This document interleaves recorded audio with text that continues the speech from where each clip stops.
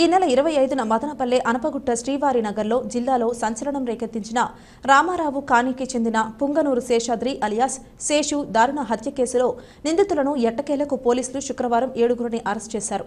కుల సంఘాల నేతల మధ్య భూ కబ్జాలు, భూదందాలు, సెటిల్మెంట్లు, విచ్చలవిడిగా దాడులకు పాల్పడటం, కొట్టడం, కులాన్ని సంఘాలను అడ్డం పెట్టుకునే వేధింపులకు గురి చేయడం, అట్రాసిటీ కేసులు పెట్టడం వంటివి చేస్తూ ప్రజల్ని భయభ్రాంతులకు గురి చేస్తున్న కొందరిలో 2 వర్గాల మధ్య ఆధిపత్య పోరు తారస్థాయికి చేరింది. ఈ క్రమంలోనే పుంగనూరు శేషాద్రిని ప్రత్యర్థులు ఈ నెల 25న అతి దారుణంగా కత్తులు, కొడవళ్లతో హత్య చేసిన సంగతి తెలిసిందే. ఈ కేసులో క్రైమ్ నంబర్ 152/2024 కేసు నమోదు చేసిన Madanapalle DSP Prasad Reddy, 2 town CI Yuvaraju, 1 town CI Palli Basha, taluka CI Shekar, rural circle CI Sadgurudu, SI Venkata Subbaiah తదితరులు తమదైన స్టైల్లో కేసును లోతుగా దర్యాప్తు చేపట్టి రాబడిన పక్కా సమాచారంతో నిందితులను అరెస్ట్ చేసి ఇన్నోవా బైకులు, ఆటోలను సీజ్ చేసినట్లు తెలిపారు. మనకు మదనపల్లి 2 టౌన్ పోలీస్ స్టేషన్లో ఈ నెల 24, 25 శ్రీవారి కాలనీ అనుకుంటున్న జరిగింది. ఆ మర్డర్లో పుంగనూరు శేషాద్రి వ్యక్తిని చంపేయడం జరిగింది. అది మనము మదనపల్లి 2 టౌన్ పోలీస్ స్టేషన్లో క్రైమ్ నెంబర్ 152/2024 147, 148, 427 కేసు నమోదు చేయడం జరిగింది. కేసు అది SC/ST మనది కాబట్టి డిఎస్పీ నేనే ఎస్పీ గారు ఆదేశాల ఇన్వెస్టిగేషన్ చేయడం జరుగుతూ ఉంది.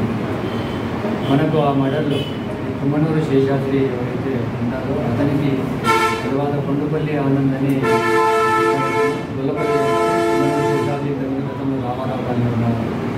వీరిద్దరూ తర్వాత మహేష్, మణికంఠ, శేఖర్, శరణ్ కుమార్, చంద్రశేఖర్ రెడ్డి, పట్టాణ అజిత్ ఖాన్ ఇంకా కొంతమంది బహుజన సేన పార్టీలో ఉండి మదనపల్లి టౌన్లో కొన్ని ల్యాండ్ సెటిల్మెంట్స్ చేయడము, డిస్ప్యూటెడ్ ఫ్లాట్స్ రెన్యూ కావడము, తర్వాత ఈ సెటిల్మెంట్ చేసి వ్యతిరేకంగా చేసిన తర్వాత ఈ క్రమంలో వీళ్ళ మధ్య కొన్ని డిఫరెన్సెస్ వచ్చాయి. కొండపల్లి ఆనంద్కు ప్లస్ చనిపోయిన శేషాద్రికి ఒక 6-7 నెలల కింద అతను బయటకు వచ్చేసి భీమసేన అనే పార్టీ ఒకటి పెట్టేసుకొని సొంతంగా రియల్ ఎస్టేట్స్, ల్యాండ్ సెటిల్మెంట్స్ ఏదో చేసుకుంటూ ఉన్నారు.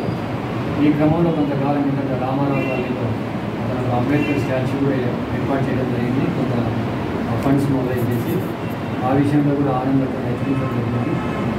ఈ క్రమంలో ఇద్దరి మధ్య విభేదాలు తీవ్ర స్థాయికి పోవడం జరిగింది.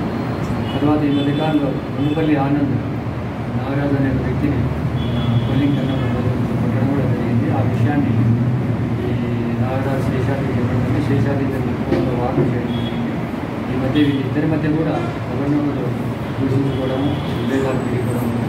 24వ తేదీ 24-25 వీళ్ళంతా 5 వ్యక్తులంతా ఆనంద్, మణికంఠ, శరణ్ కుమార్, శేఖర్, అజయ్, తర్వాత చంద్రశేఖర్ రెడ్డి వీళ్ళంతా 7 మంది అంతా కలిసి ఒక పథకం ప్రకారం ఒక మోటార్ సైకిల్లో ఒక ఆటోలో వాళ్ళ ఇంటి దగ్గరికి పోయి అక్కడ ఎవరు లేదని గమనించుకొని ఇంటిలోకి ప్రవేశించి ఇంటి యొక్క తలుపును రాజశేఖర్ మెయిన్ డోర్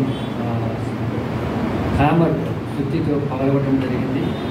తర్వాత అక్కడ లోపల ఉన్నటువంటి ఫ్యామిలీతో నిద్రపోతున్నటువంటి శేషాద్రి వాళ్ళ భార్య దాన్ని రెస్క్యూ చేసేందుకు ప్రయత్నం చేశారు. అయినా కూడా bedroom door plus bathroom door పగలగొట్టి మాట్లాడాలని పైకి తీసుకున్నారు. టెరాస్ మీద మాట్లాడుతూ ఆనంద్ అతను చదవైన వెళ్ళడం జరిగింది. చంపుతారని చెప్పేసి భార్య కూడా రెస్క్యూకి పోయింది, కానీ ఆమె కూడా తోసేశారు. ఇంట్లోకి వచ్చిన తర్వాత అతను పైనుంచి ఇంట్లోకి బాత్రూంలోకి వెళ్ళారు. వీళ్ళంతా అతన్ని చేసి బాత్రూంలోకి వచ్చారు. బాత్రూంలో అతన్ని నరికినారు. అక్కడి నుంచి హాల్లోకి తీసుకొచ్చేసి 7 చేసి అతన్ని నరికేసి చంపివేయడం జరిగింది. దానిపైన మనం Madanapalle 2 town police station case register చేయడం జరిగింది.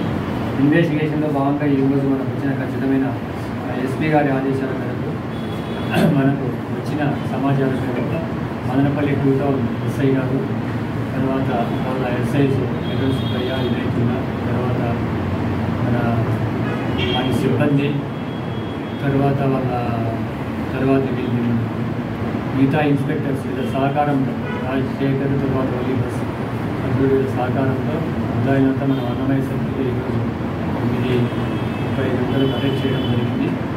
అరెస్ట్ చేసిన తర్వాత అందరినీ విచారించి వారి కన్ఫెషన్ కూడా మనం రికార్డ్ చేయడం జరిగింది. కన్ఫెషన్లో ఏ విధంగా మర్డర్ చేశారో